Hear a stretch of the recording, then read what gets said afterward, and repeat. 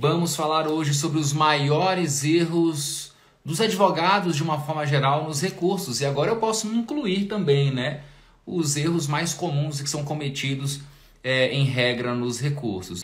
Eu quero falar, vou dar para vocês um checklist da admissibilidade recursal.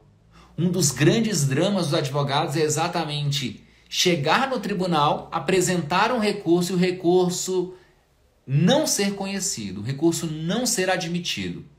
E para que o recurso possa ser admitido, é importante que o advogado tenha em mente um checklist, um verdadeiro checklist da admissibilidade recursal. E eu vou dar para os meus alunos lá nesse nosso evento esse checklist. Quando você for interpor o seu recurso, você vai olhar para esse checklist e vai conferir para ver se você de fato preencheu todos eles. Eu vou falar mais sobre efeito suspensivo, eu vou falar mais sobre a admissibilidade dos recursos, técnicas, estratégias, apelação, muita coisa interessante sobre apelação, sobre a organização das razões da apelação, sobre o efeito suspensivo, sobre tutela provisória no recurso, sobre agravo de instrumento.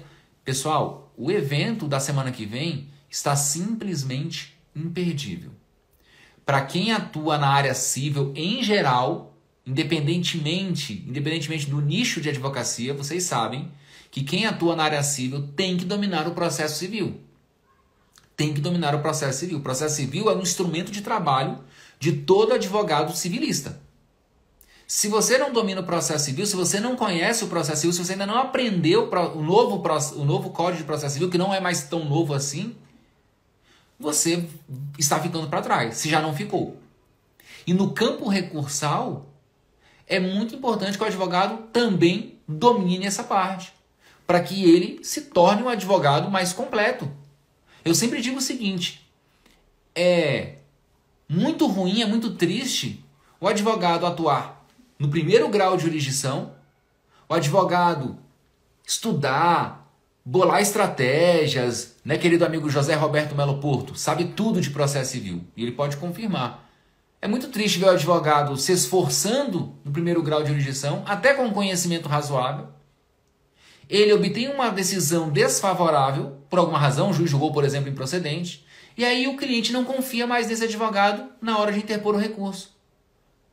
Quantas e quantas vezes eu já não vi um cliente contratar um advogado, um escritório de advocacia, exclusivamente para interposição de recurso. Inúmeras vezes eu vi isso acontecer. Inclusive, hoje, por exemplo, lá no meu escritório, nós somos contratados, muitas vezes, apenas para atuarmos perante tribunais, na interposição de recurso.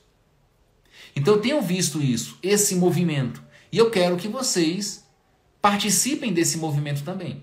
Eu quero que vocês sejam ali advogados que serão contratados para uma atuação no tribunal, na hora de interpor o recurso, e quero também que vocês sejam tenham aquele perfil de advocacia do advogado, da advogada, que vai atuar com excelência no primeiro grau e na hora de recorrer vai saber o que fazer.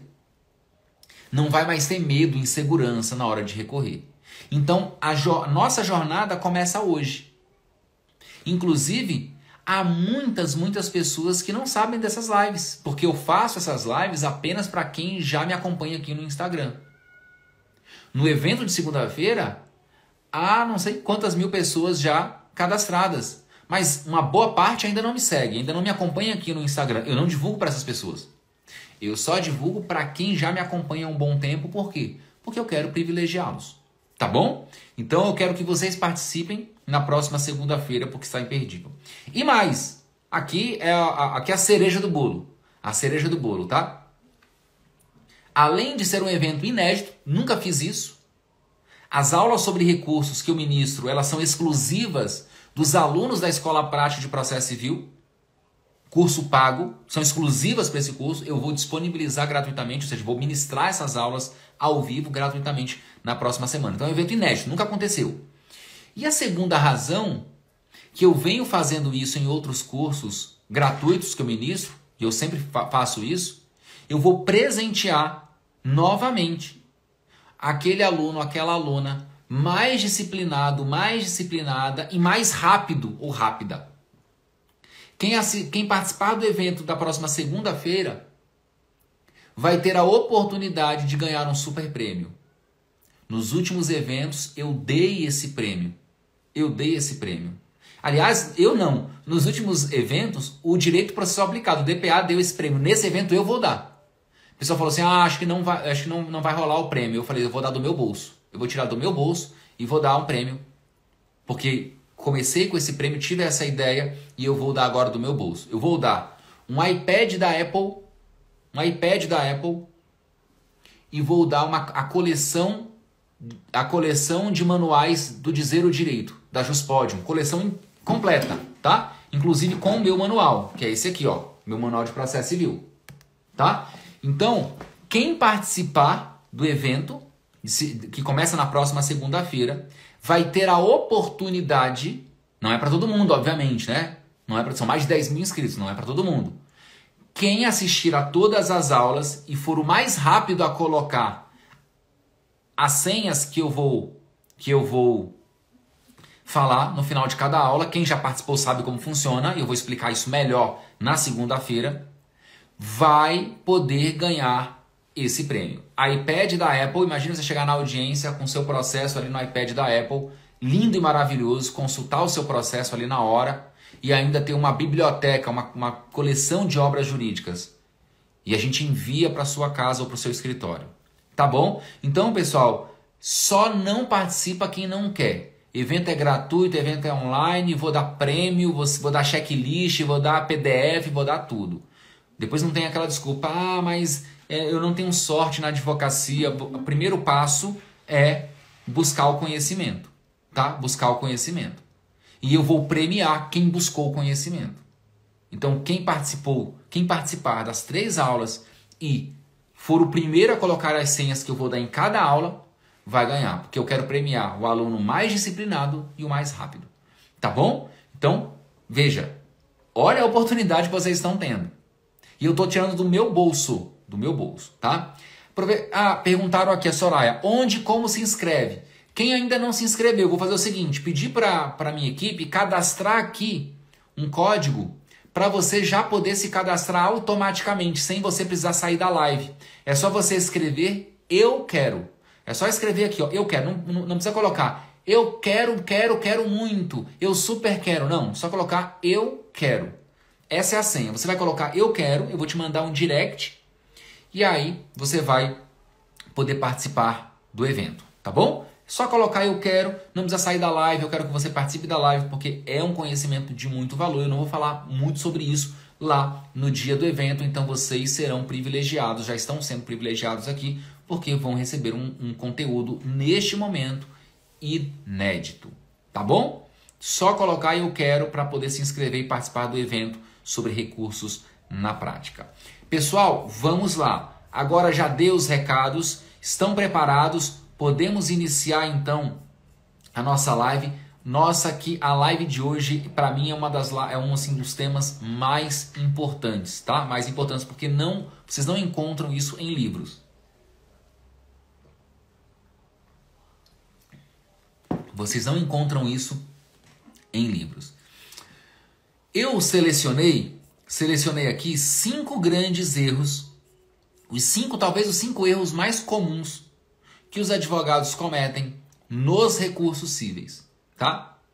E por que eu identifiquei esses cinco erros? Por várias razões. A primeira razão, recursos cíveis, os recursos foram ali, o tema, né? Recursos foi um dos temas sobre os quais eu mais me dediquei ao escrever esse livro. Tá? Me dediquei muito em relação a vários temas. Mas um dos que eu mais me dediquei foi o tema recursos, para escrever o livro. E ao escrever, ao pesquisar, ao estudar doutrina e jurisprudência, principalmente na jurisprudência, eu percebi os erros mais comuns dos advogados. Além disso, antes de ser juiz, eu fui advogado. E eu cometi vários erros. E aprendi com os meus erros quando advoguei.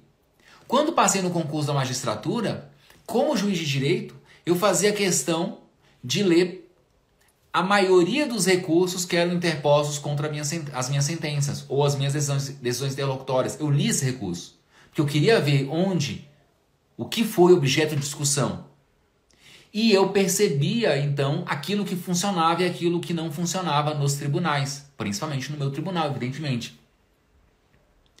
Então, eu não tirei esse tema recurso da noite para o dia. Não tirei ontem isso, não pensei nisso ontem. São mais de 15 anos estudando esse tema, tá? E aplicando esse tema na prática, como advogado, como juiz, e agora voltando à advocacia como advogado novamente. Então eu quero compartilhar isso com vocês. Eu acho que vocês merecem esse tipo de conteúdo. Vocês me acompanham aqui há muito tempo, merecem esse tipo de conteúdo, tá? E eu selecionei 5 grandes erros, tá? E eu tenho certeza que muitos de vocês se identificarão com esses erros. Muitos falarão assim e comentarão assim aqui: caramba, se eu soubesse disso há 3 semanas, o meu recurso teria sido admitido, eu não teria cometido esse erro. Nossa, cometi esse erro semana passada, cometi esse erro mês passado. Geralmente, quando eu falo sobre erros em processos, os meus amigos que me acompanham, e aqui a gente tem uma transparência sempre, eles são muito transparentes, vocês são muito transparentes, e muitos falam isso. Caramba, se eu soubesse disso, eu não teria errado no mês passado no recurso. Então prestem atenção, vamos lá.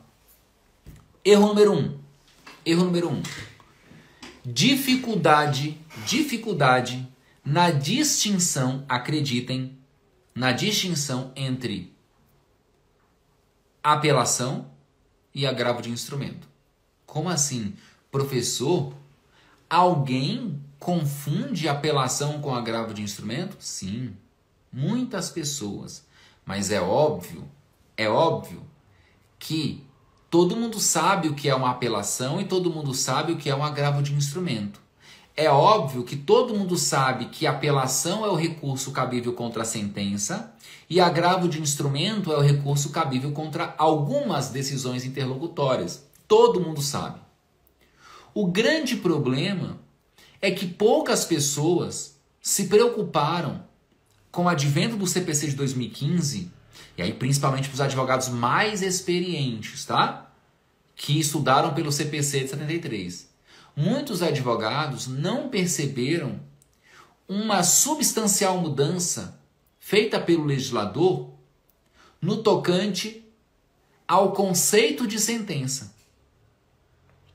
Ao conceito de sentença. Isso é importante. Por quê?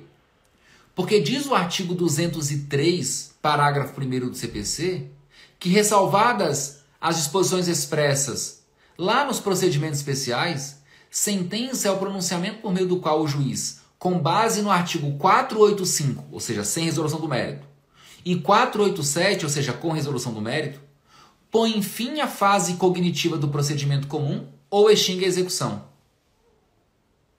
O que isso significa? Que só haverá sentença, e aqui é em palavras simples, sem juridiquês. O que isso significa?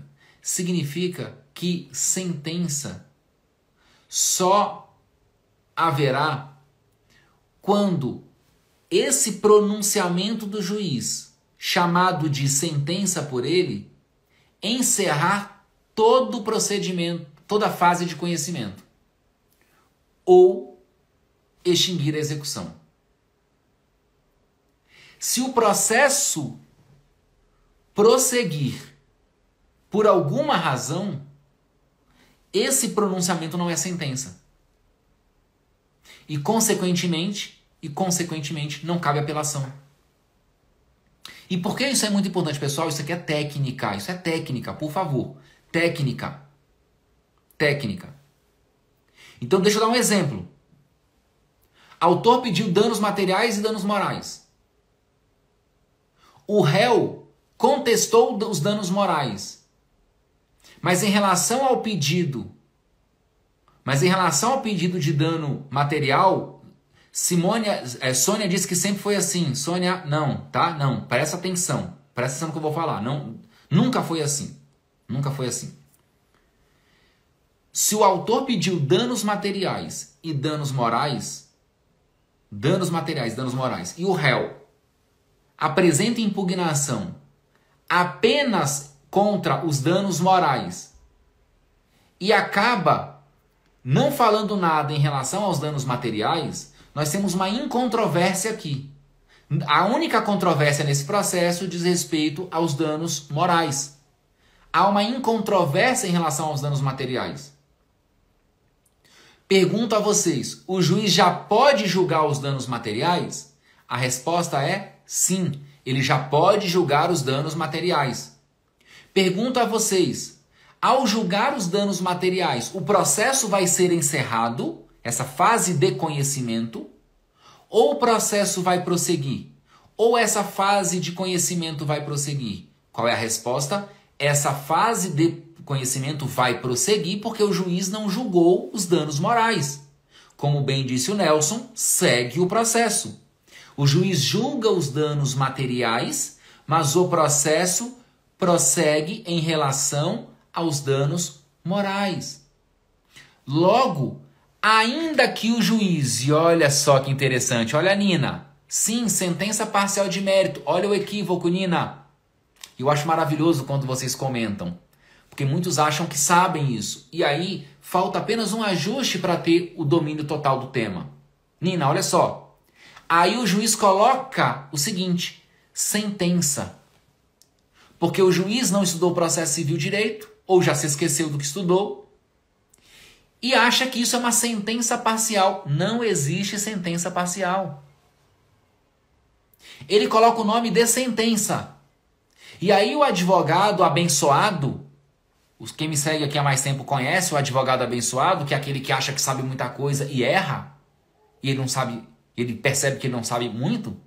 O abençoado, o ungido, que a gente não pode falar uma palavra, não pode dar um adjetivo talvez condizente com aquele erro crasso, o abençoado do juiz colocou sentença, que não deveria. E o abençoado do advogado fez o quê? Acreditou na palavrinha sentença e interpôs o recurso de apelação. Esse recurso chega no tribunal, porque o advogado pensou, o juiz colocou o nome de sentença. Se é uma sentença, o recurso é uma apelação. O nome não atribui a natureza para a decisão. Não é o nome que vale, é a natureza. Porque essa decisão chamada pelo juiz de sentença é uma adesão interlocutória. Ainda que o juiz coloque o nome de sentença, o recurso não é apelação, o recurso é agravo de instrumento. Porque é uma decisão parcial de mérito. Ah, mas o juiz colocou sentença, eu confiei no juiz. Confiou na pessoa errada. Confiou na pessoa errada. E aí o STJ, para quem não sabe, diz o seguinte, olha, juiz colocou o nome errado, o problema é seu, você deveria saber que isso é uma decisão parcial de mérito. Isso é uma decisão interlocutória. Você deveria interpor o agravo de instrumento. Professor, preciso opor embargo de declaração? Não. Não precisa. Pode agravar. Se você quiser, para evitar qualquer equívoco, você pode opor embargo de declaração, falando para o juiz que houve um erro material no pronunciamento judicial. Que como ele julgou uma parte do mérito e o processo vai prosseguir, aquilo não é sentença à luz do artigo 203, parágrafos 1º e 2º do CPC. Aquilo é uma decisão interlocutória. Então venho requerer aqui o provimento dos embargos de declaração para a correção do erro material, a fim de que conste a decisão interlocutória. E aí a Adriana disse, juiz pode colocar o nome errado, advogado que não pode errar. Infelizmente, viu, Adriana? Infelizmente. Esse é o jogo, temos que jogar o jogo, tá? E aqui eu sou muito sincero com todos vocês. Já fui juiz, hoje não sou mais. Não passo a mão na cabeça de juiz, não passo a mão na cabeça de advogado. Tenho que assumir as minhas responsabilidades como advogado da mesma forma que assumi como juiz. Esse é o jogo. Então, estou no jogo com você. Estamos no mesmo lado. Juiz vai errar o nome. A gente não pode errar. A gente não pode errar. Caberia aplicar o princípio da fungibilidade? Querido amigo Bruno Alves, querido amigo, quanto tempo, meu irmão? Não pode. Bruno, o STJ vai dizer que não cabe. Por que não cabe princípio da fungibilidade? Porque para o STJ esse é um erro crasso. Tá? Esse é um erro crasso. Então aqui, o STJ, quando ele aplica o princípio da fungibilidade, ele fala o seguinte: eu aplico o princípio da fungibilidade desde que não haja um erro grosseiro. E para o STJ, esse equívoco é um erro grosseiro. Olha só. Pessoal, entre nós aqui, é só o primeiro erro, tá? Quanta informação. Tá? Quanta informação. Só no primeiro erro. Só no primeiro erro. Aqui, eu já elevo o nível de vocês. Já elevo. Porque vocês não aprendem com essa linguagem, não aprendem dessa forma em livros e em outras aulas. Porque aqui eu procuro falar diretamente, sem enrolação, eu vou direto ao ponto, eu falo o que é o A, o B e o C, o que tem que fazer na prática. É isso. Tá? Então fiquem atentos. Vou dar vários outros exemplos para vocês nunca mais errarem. Querem ver um exemplo também? Você ajuiza uma ação e você coloca no polo, você tem 2 clientes em litisconsórcio ativo. Então você ajuiza uma ação em favor de Antônio e Maria, seus 2 clientes. Antônio e Maria, seus 2 clientes. O réu alega a ilegitimidade ativa de Antônio. O réu diz o seguinte: juiz, o Antônio não pode figurar no polo ativo. Apenas Maria. Ok? Ok. Na decisão de saneamento, o juiz recebe depois a contestação, vai te intimar para apresentar réplica, você apresenta a réplica, e aí vem o juiz e acolhe a preliminar de ilegitimidade ativa alegada pelo réu e diz o seguinte: Antônio, você é parte ilegítima. E aí o juiz profere uma sentença dizendo: extingo o processo sem resolução do mérito com base no 485 do CPC, inciso 6, em relação a Antônio. Pergunto a vocês: qual recurso cabível? Eu já vou responder: agravo de instrumento. Não é apelação. Por quê? Porque é uma decisão parcial. O juiz extinguiu o processo em relação a Antônio. O processo vai prosseguir em relação a Maria. Ainda que o juiz coloque lá sentença, é uma decisão interlocutória. Qual o recurso? Agravo de instrumento. Agravo de instrumento. Deve recorrer imediatamente. Outro exemplo. O juiz diz o seguinte. Reconheço a ausência de interesse de agir em relação ao pedido A. Você apresentou o pedido A e pedido B. O juiz diz: ausência de interesse de agir em relação ao pedido A. O processo vai prosseguir em relação ao pedido B. Qual o recurso? Agravo de instrumento. Ainda que o juiz coloque lá o nome, sentença, na bendita decisão dele. Perceberam, meus amigos? Perceberam como é importante dominar a técnica? E olha, eu estou falando sobre recurso, mas para vocês entenderem essa dinâmica recursal, nós não falamos sobre recurso. Falamos sobre processo civil, outra parte do processo civil que não recurso. Falamos sobre decisões judiciais, pronunciamentos judiciais, a natureza do pronunciamento judicial, para você entender o recurso. Quem domina o processo civil, quem me acompanha aqui há mais tempo sabe. Quero ver quem vai completar aqui. Quem domina o processo civil domina o quê? Quero ver quem sabe.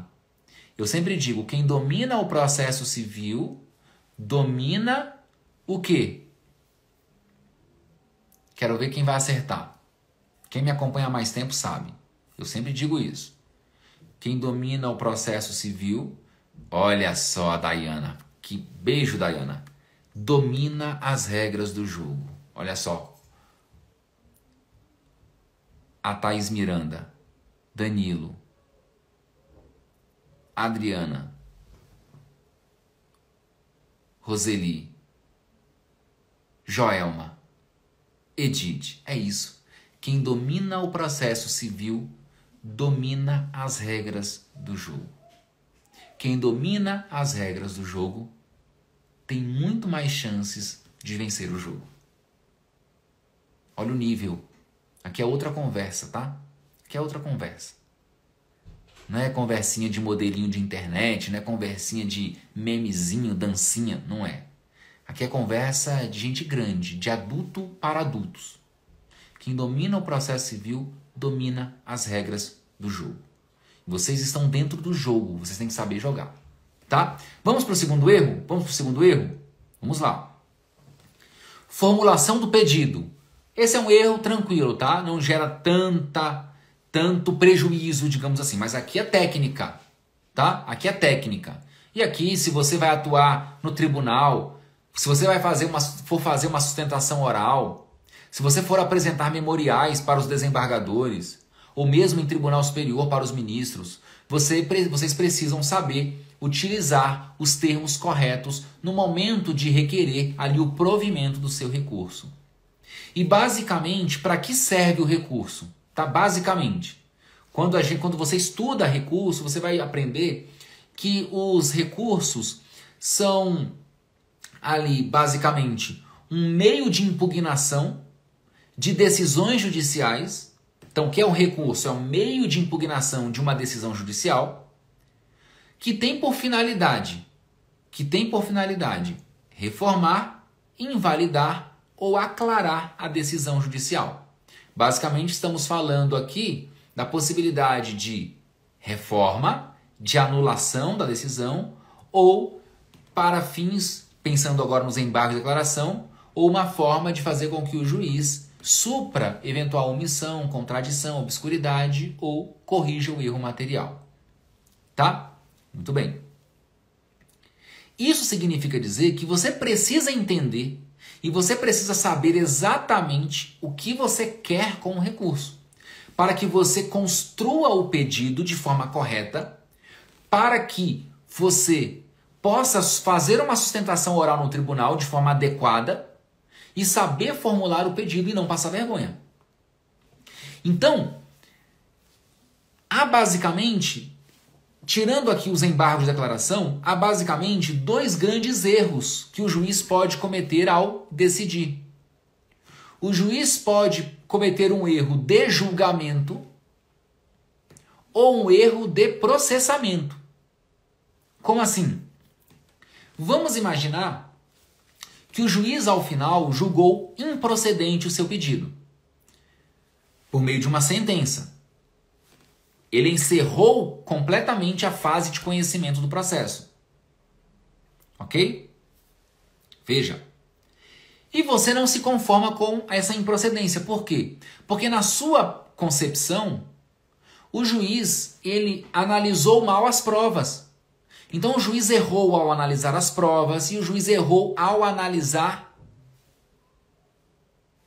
o direito. Ele errou ao analisar as provas ou ele errou ao analisar o direito. Tá? Nós chamamos isso de erro de julgamento ou erro in iudicando.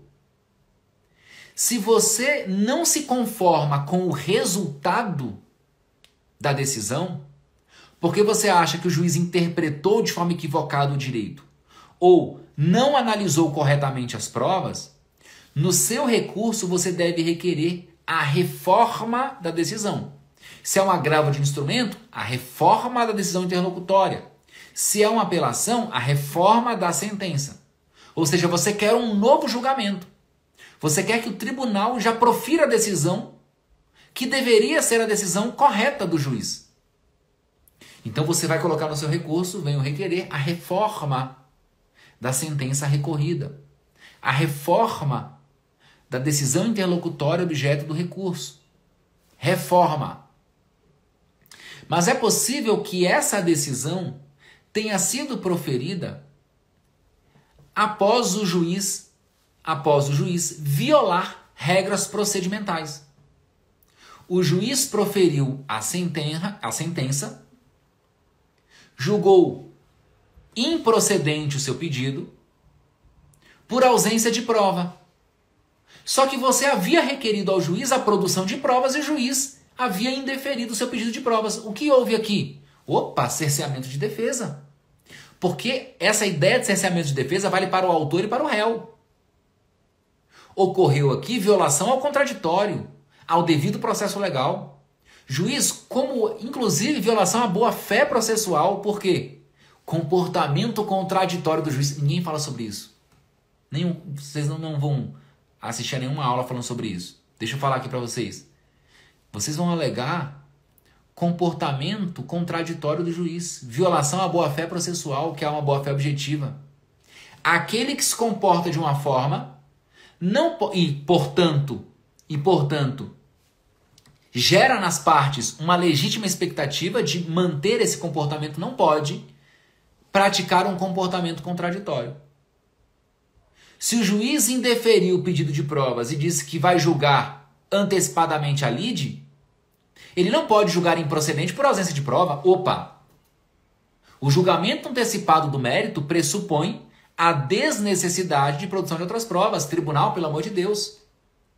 O que você vai dizer no tribunal? Tribunal, o juiz violou o princípio do devido processo legal, violou o contraditório, violou a ampla defesa, cerceou meu direito de defesa, ou seja, de sustentar, e cerceou, inclusive, o meu direito à produção probatória, disse que iria julgar antecipadamente o mérito, e ao julgar, julgou improcedente o meu pedido por ausência de prova. Não. Essa sentença é nula. É nula. Porque houve um erro de procedimento. Error in procedendo. Qual vai ser o pedido no recurso? Tribunal venho requerer a cassação da sentença. O que é pedir a cassação da sentença? Pedir a anulação da sentença. A sentença é nula. Porque proferida após violação ao devido processo legal. Ok? Veja que interessante. Segundo erro que eu vejo. Advogado confunde, não sabe o que pedir. Venho requerer aí a mudança da sentença. Venho requerer aqui a alteração do dispositivo. Não. Venho requerer a reforma. Venho requerer a cassação. E aí, se você for mais técnico e se souber agir com estratégia, venho requerer a cassação da sentença, bem como a aplicação da teoria da causa madura à luz do artigo 1013 do CPC, para que este tribunal já julgue o mérito. Caso, evidentemente, seja possível julgar o mérito. Nesse meu exemplo, não é possível que vai precisar produzir provas, mas pode ser que em outra situação já seja possível ao tribunal julgar o mérito. Então ele pode aplicar a teoria da causa madura. Maravilhoso isso. Aqui é uma outra atuação, tá, pessoal? É uma outra advocacia. Aqui eu quero que vocês, de fato, tenham essa técnica lá no recurso. Tá bom? Pessoal, está fazendo sentido para vocês? Posso prosseguir? Está dando para entender bem o que eu estou falando aqui? Vocês conseguem visualizar? Isso é o mais importante para mim. Conseguem visualizar esse tipo de atuação na prática?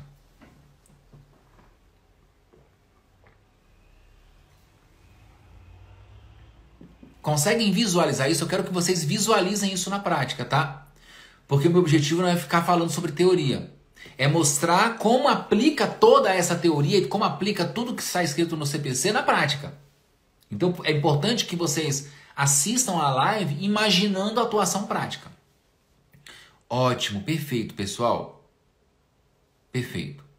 Não te largo mais, disse a Sônia. Obrigado, querida, obrigado. Eu quero pegar na sua mão, vamos juntos, tá? Beleza. Segundo erro, né? Olha esse terceiro erro. Esse é o mais comum. Para quem atua em tribunal superior, então, muitas pessoas me falam sobre o STJ. Professor, e o STJ, o que eu faço? Calma. Tudo isso que eu disse se aplica ao STJ, se aplica ao STJ, evidentemente, nos tribunais superiores. Se aplica ao Supremo, claro que se aplica ao Supremo, tá? E logo, logo, muitos de vocês vão atuar no STJ e no Supremo, amém? Eu quero que vocês atuem em todos os tribunais. Não fiquem só no primeiro grau, tá? Tá? não só no tribunal. TJ, não só no primeiro grau, TJ, TRF, STJ, STF, essa é a advocacia que eu quero para a vida de vocês, porque é a advocacia que eu quero para minha vida, que eu estou construindo e essa que eu quero para vocês também, porque estamos juntos, tá? Não há diferença nenhuma. Estamos juntos. Beleza. Terceiro erro, e aí esse ocorre muito no STJ também, tá? Em TJ, em TRF e também no STJ. Terceiro erro é a dialeticidade. E eu vou falar um pouco sobre isso no nosso evento, tá? Um pouco mais até, sobre dialeticidade. O que é a dialeticidade? Esse erro, e aí primeiro eu vou falar qual é o erro, tá? E aí se alguém já passou por esse erro, pode se manifestar. É bom a gente ter esse feedback para os nossos amigos aqui, para todos que estão presentes, possam ver que de fato isso acontece muito, né? Eu não quero que vocês cometam esses erros. Qual é a ideia da dialeticidade aqui, tá? Qual é a ideia da dialeticidade? Muitas vezes o advogado vai interpor um recurso, tá? Ele vai interpor um recurso, e aí o que ele faz? Ele não sabe muito bem o que falar no recurso, aí ele pega a petição inicial que ele tem, vamos chamar o advogado autor, ele copia a petição inicial, todos os fundamentos, e joga lá nas razões recursais. Ou vamos imaginar que esse advogado seja o advogado réu. Ele copia os fundamentos da contestação, cola nas razões recursais e interpõe o recurso. Esse recurso não vai ser admitido. O tribunal não vai admitir esse recurso. O relator do seu recurso vai proferir uma decisão monocrática de não conhecimento do recurso por violação ao princípio da dialeticidade. Amigas e amigos, eu vou ensinar uma técnica agora para vocês, daqui a pouco, que vocês vão utilizar essa técnica em todos os recursos em que vocês atuarem advogando para o recorrido, tá? Para o recorrido. Segura aí que eu vou falar. Aguenta um pouco, tá? Só entendam o seguinte. Por que violação ao princípio da dialeticidade? Porque quando vocês forem interpor um recurso, vocês precisam atacar a decisão recorrida. E vocês não podem atacar a decisão recorrida de forma genérica. Quando você copia os fundamentos e cola no seu recurso e joga para o tribunal, você não disse nada sobre a decisão. Você não pode falar simplesmente o seguinte: o juiz não analisou direito as provas. Por isso, a sentença deve ser reformada. E aí você copia e cola os fundamentos que você já utilizou em outras peças. Na inicial, na contestação, em outro momento do processo. O que você tem que fazer? Você precisa atacar especificamente a decisão. Dizer o seguinte: o juiz julgou improcedente o pedido. Muito bem, vamos imaginar que você esteja recorrendo contra uma sentença de improcedência, tá? O juiz julgou improcedente. Tribunal, o juiz julgou improcedente e, para julgar improcedente, ele se valeu dos seguintes fundamentos. Disse isso e disse isso. Ocorre que esse fundamento não prospera por isso e por isso. O documento tal demonstra isso. O documento Y demonstra isso. Ao alegar isso, o juiz não observou as provas A, B e C que foram produzidas. Em relação ao fundamento B, o juiz se equivoca porque o Superior Tribunal de Justiça já decidiu de forma contrária. Esse não é um entendimento do STJ. O STJ disse o seguinte: aqui está o precedente. E esse precedente se aplica exatamente a esse caso. Porque as balizas fáticas e jurídicas que geraram esse precedente são exatamente as mesmas balizas fáticas e jurídicas do caso concreto. Inclusive, tribunal, eu trago aqui trecho do voto condutor desse acórdão, que traz aqui o pano de fundo do acórdão do STJ, que é exatamente a mesma situação do presente caso. Em relação ao fundamento C, o juiz se equivoca porque citou o artigo X, mas não se aplica o artigo X nesse caso. O artigo correto é o Y, que diz outra coisa. O artigo X, ele se aplica a uma outra realidade, que é essa, conforme já julgou o STJ, e não a essa situação. Amigas e amigos, isso é dialeticidade.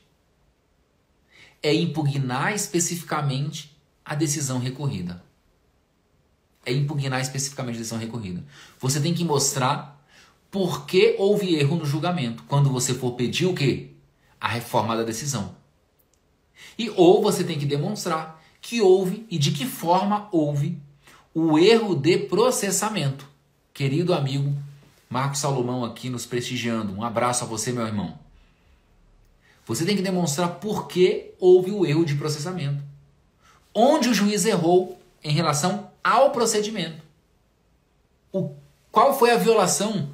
Contraditório, devido processo legal, ampla defesa, direito fundamental à prova. Perceberam? Aí agora a técnica e a dica de ouro. Diria dica de milhões. Diria eu dica de milhões para essa técnica que eu vou ensinar para vocês agora. Sempre que vocês forem advogar para o recorrido, essa será uma preliminar que vocês irão apresentar nas razões, nas contrarrazões. Vocês vão apresentar as contrarrazões, certo? Vocês vão começar ali as contrarrazões com uma preliminar. Preliminar chamada violação ao princípio da dialeticidade. Amigas e amigos, muitos, mas muitos advogados não observam esse princípio. E muitos advogados não alegam essa violação nas contrarrazões. E muitos desembargadores não percebem isso também e acabam examinando o recurso. Então, se vocês forem advogar para o recorrido, vocês vão apresentar essa preliminar falando violação ao princípio da dialeticidade. Juiz, o recurso foi genérico. O recurso não ataca especificamente a decisão. O recurso, o juiz não fala nada sobre... desembargador, o tribunal não fala nada sobre os fundamentos que levaram à decisão proferida pelo juiz. Tribunal, se o recurso não ataca a decisão, eu, recorrido, não tenho como me defender. Porque o princípio da dialeticidade tem íntima ligação com o princípio do contraditório. Se a decisão recorrida não é especificamente atacada, como eu, recorrido, vou apresentar as minhas contrarrazões? Eu vou discutir o quê? Não há o que discutir, porque o recurso é genérico. Assim sendo, requer o recorrido o não conhece... E aí, veja, você terminou a preliminar. Assim sendo, o recurso apresentado não deve ser conhecido por este egrégio tribunal. Ok? Muito bem. Do mérito recursal é igual uma contestação. Isso é uma preliminar. Qual o objetivo da preliminar? Fazer com que o juiz não analise o mérito. No campo recursal, o recorrido pode apresentar preliminar? Pode. Qual o objetivo da preliminar? Fazer com que o tribunal não conheça o recurso. Aí você pode alegar intempestividade, você pode alegar ausência de interesse recursal, ilegitimidade do recorrente ou violação ao princípio da dialeticidade. Qual vai ser o pedido final? O não conhecimento do recurso. Aí depois você passa para o mérito, tá? E aí você vai dizer... ad argumentandum tantum, né? Muitos utilizam essa expressão latina, ou não sendo acolhida a preliminar suscitada, por amor ao debate, passo ao mérito.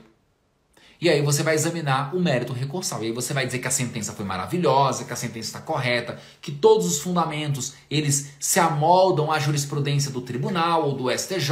E aí você vai rebater as questões de mérito. E lá no seu pedido, nas contrarrazões, você vai colocar: diante do exposto, requer o não conhecimento do recurso em razão da violação ao princípio da dialeticidade. No mérito, requer ali o não provimento do recurso e a majoração dos honorários advocatícios. Olha que beleza. Ok? Aí, o Aldeon diz o seguinte: essa preliminar vai bem se acompanhada de uma boa sustentação oral. Aldeon, sustentação oral, o desembargador chora. O ministro chora ao ouvir isso. Porque aqui é um outro nível de sustentação. Imaginem, pessoal. Se imaginem em um tribunal. Tribunal de Justiça, TRF ou STJ. Em uma sustentação oral. Excelências, o presente recurso ele é muito simples. Por uma única razão. O recurso não pode ser conhecido. Esse recurso não pode ser conhecido.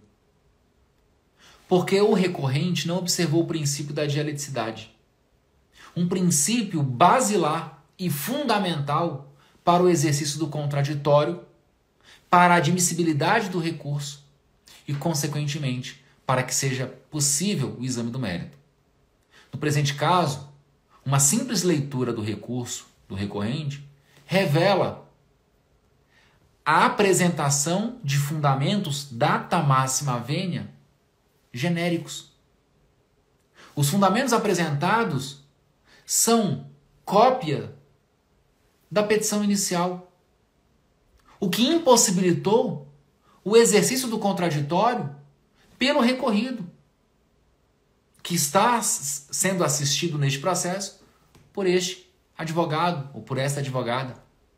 É impossível apresentar uma defesa em sede de contrarrazões porque o recorrente não oportunizou o exercício do contraditório, já que a sua peça é genérica.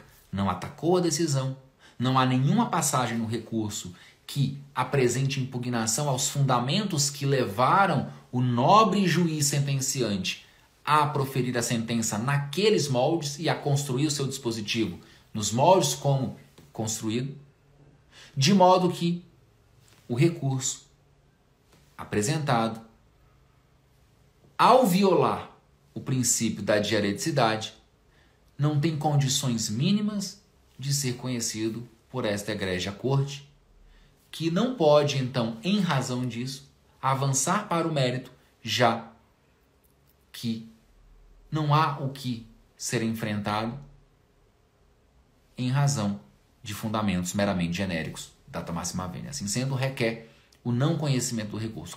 Caso Vossas Excelências entendam que é possível avançar para o mérito, e aqui eu apenas avanço para essa discussão por amor ao debate, eu preciso destacar alguns pontos importantes no tocante a este mérito.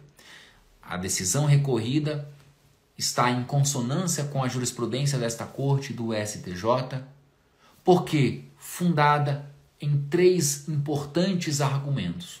Aí vocês começam a discutir o mérito. Pessoal, olha como isso é bonito. Olha como é importante ter técnica. Olha como é importante ter técnica. Olha como a técnica... Percebam, os desembargadores vão prestar atenção nesse tipo de sustentação. Eles vão prestar atenção. Isso é muito, muito importante. Se aplica à Fazenda Pública? Claro que se aplica à Fazenda Pública, Júlio. Se aplica sim. Fazenda Pública não tem escudo aqui para ficar apresentando manifestações genéricas. Tá? Então veja, isso é muito lindo. E é isso que eu quero de vocês, esse tipo de atuação. Tá? É esse tipo de atuação. Vamos para o quarto erro aqui. Tá? Para o quarto erro. Não vou conseguir falar sobre todos. Nosso tempo aqui já está se esgotando. 20 horas e 56 minutos, tá? Aqui. Já tem, quer dizer, 1 hora e 56 minutos de live, né? Aqui de aula. Então, Veja como é importante. E olha só, o que eu estou falando não tem, claro, tudo a ver com recursos, mas exige um conhecimento do processo civil. Do processo civil. É importante dominar o processo civil. Quem domina o processo civil, domina... Deixo com vocês aí. Enquanto eu vou falar sobre o quarto erro.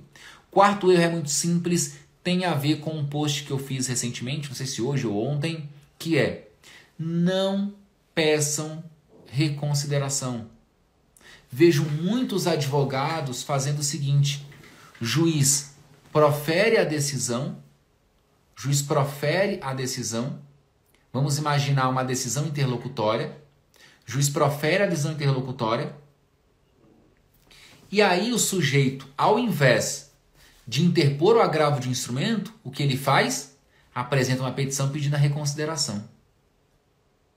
Aí o que vai acontecer? O juiz vai demorar 30 dias para apreciar esse pedido de reconsideração. O que aconteceu nesse caso? Você perdeu o prazo para o seu recurso. Tá? Veja, pedido de reconsideração não interrompe prazo para recurso. Não interrompem prazo para recurso. Quando você apresenta um pedido de reconsideração, você corre o risco de o juiz demorar para apreciar esse pedido e você perder o prazo do recurso. Aí o juiz diz o seguinte: mantenha a decisão pelos seus próprios fundamentos. E aí o que você faz? Vai para o tribunal agravar. Chega no tribunal, o que o tribunal diz? Não conheço do recurso, pois intempestivo. Intempestivo. Então, pedido de reconsideração pode ser um tiro no pé. Pode ser um tiro no pé. É muito mais fácil você opor embargos de declaração e, se for o caso, requerer a atribuição de efeitos infringentes ou modificativos, a mesma coisa. Os efeitos infringentes dos embargos de declaração, eles ocorrem quando, ao suprir eventual omissão, contradição, obscuridade ou erro material, o juiz verificar que com essa mudança haverá a mudança do próprio dispositivo, a mudança da própria decisão. Então, sempre que, ao suprir uma omissão, contradição, obscuridade ou erro material, sempre que, ao suprir isso, o juiz visualizar a necessidade de mudar o resultado da decisão, o dispositivo, nós vamos chamar esses embargos de embargos de declaração com efeitos infringentes. Aí o juiz pode acolher os embargos e, consequentemente, mudar a decisão que foi proferida. Tá legal? Ali, ó, aí o doutor Alder Lúcio disse: peça reconsideração ao final da peça de interposição. Ó, Alder Lúcio, erro também, esse é um erro comum. E eu vou te falar por quê, para a gente poder, rapidinho aqui. Por que é um erro? Por que, Alder Lúcio, é um erro?